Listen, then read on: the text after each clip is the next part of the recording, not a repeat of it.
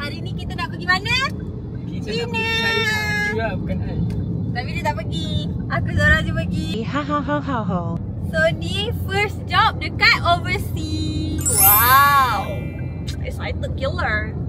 So now we heading to KLIA.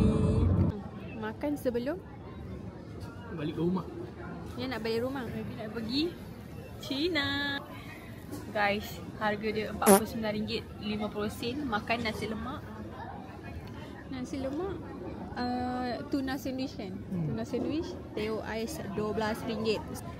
Nak mampus nak bayar.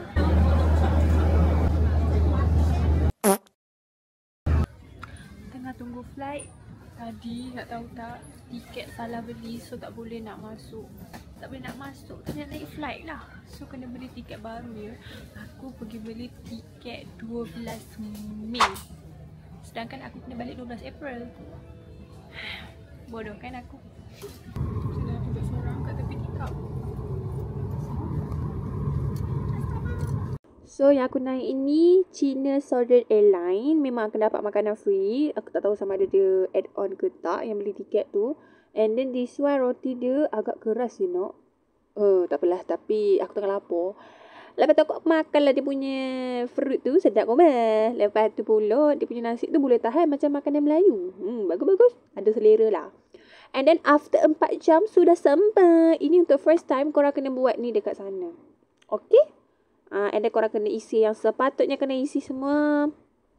Sebab sana street sikit. Sampai dekat China Guangzhou. Macam nak sebut? Guangzhou. Okay. Aku dah cakap bahasa Cina pasal ni. Malam ni you kena belajar.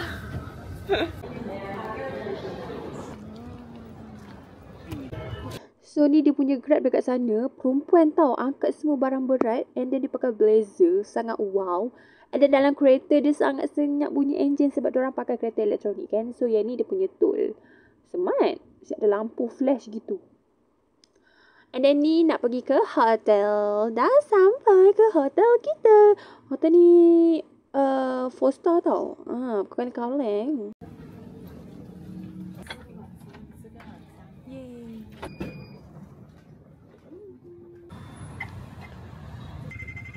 Macam tu, okey. Macam mesti orang macam pegak je diorang ni. Dekat sini diorang tak basuh.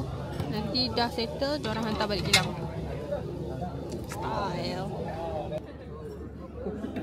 Kita dah sampai. Let's try. Keras lah. Silap rasa ni. Ini sengkuang apa? Lobak putih. Sedap. Sedap. Macam kimchi. Cuba secap pedas. Pedas sikit. Nanti kita makan kimchi.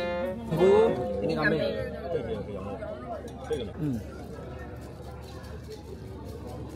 Ya, betul, ni best. Diorang sebab diorang lapar ni, tapi diorang lapar.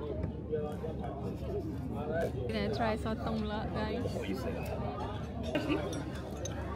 Sini kan?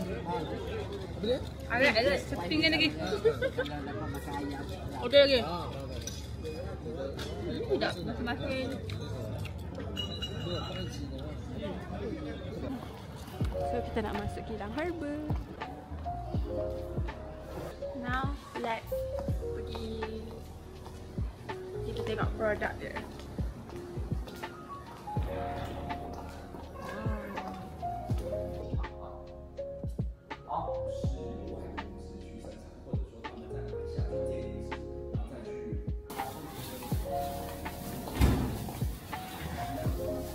Semua kena pakai plastik tu sebab nak masuk dia punya factory. Ini factory dia, tengok tu.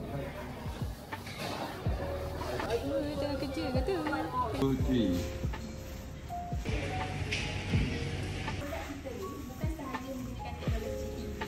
Dan vlog semalam. Sorry sangat ada benda juga tak rekod sebab yalah kita busy bekerja kan. Tak sempat lah kita nak vlog-vlog kan. Kau orang kata macam kau ni tak fokus ke? Jangan lupa subscribe my channel.